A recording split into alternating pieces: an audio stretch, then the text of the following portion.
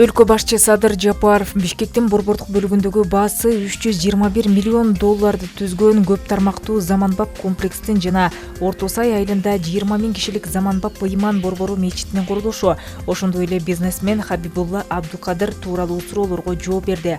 Алгач өлкө башчы капсула салган объекттерде инвестор деп айтылып жаткан бизнесмен тууралуу мындай деп жооп берди. Дүйнөлүк бренддеги 5 жылдыздуу мейманканаларды Кыргызстанга чакырып жатам. 5 жылдыздуу мейманкана курам дегендерге жер беребиз. 5 жылга чейин салыктын кээ бир түрлөрүнөн бошотобуз деп жарыя кылдым. Анын негизинде инвесторлор келди. Арасында Хабибулла Абдукадыр дагы бар экен. Биз бул инвесторлорго жер берген жокпуз. Алардын мурда сатып алып койгон жери бар экен.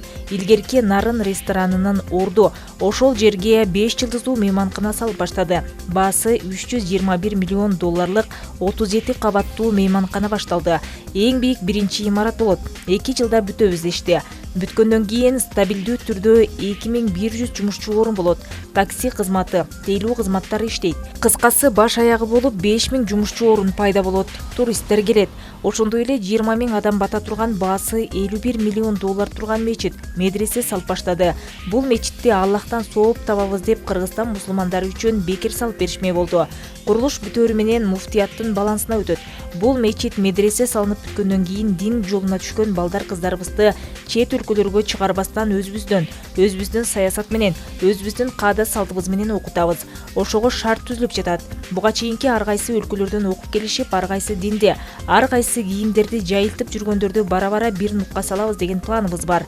Мындан сырткары, Бишкектин ичинен жер сатып алышып, Бишкек Сити деп кичи шаарча салмай болушту. Мурда эле пландап жүрүшкөн экен. Бизди тынчтык орнобой бийлик башындагылар бири-бирибиз менен чабыша берип, булар Ташкентке кетип, Ташкент Ситини куруп бүтүп калышыптыр. Эми бизде стабилдүүлүк орногондон кийин кайра инвесторлордун баарын чакырдым. Кайра бизге келишти. Кыскасы, Бишкекке баш аягы 1,5 миллиард доллар инвестиция салышат. Мунун эмнеси жаман? Ал эми мурдагы президенттер менен кандай мамиледе болгону мени кызыктырбайт. Эң негизгиси, кылмыш иши жок болсо, издөөдө жок болсо болду. Мага Кыргызстандан акча чыгарып кетпей, тескерисинче акча киргизгендер болсо, келгиле, ар кайсы тармакка акча салгыла деп баарын чакырам. Кол чаап тосуп алам. Интригадан башы чыкпаган журналисттердин же саналуу адамдардын сын пикирлеринен коркпойм. Эң негизгиси, жаман иш жасап, коррупцияга аралашып кетпесем болдубу, жалпы эл Кудай көрүп турат баарын. Дагы бир элдин эсине салып койчу нерсе, мурда бажы тармагынан саналуу адамдардын чөнтөгүнө миллиарддаган акчалар агып кирип турган. Ал система азыр жок. Мындан ары да мен бийлик башында турганда болбойт. Ошол системаны 2021 жылдын аягы барып бараң сындырдык. Ошондон кийин мурда бюджетке 38 миллиард сом чогултуп жүргөн бажы тармагы 2022 жылы 78 миллиард сом акча чогултту. Бул деген сөз мурдакы сол чөнтөккө түшүп жүргөн 40 миллиард сом акча бюджетке түштү деген сөз.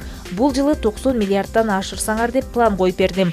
Албетте, коррупцияны 100% жок кылып салдык дегенден алысмын. Азырда майда чүйдө коррупциялары бар.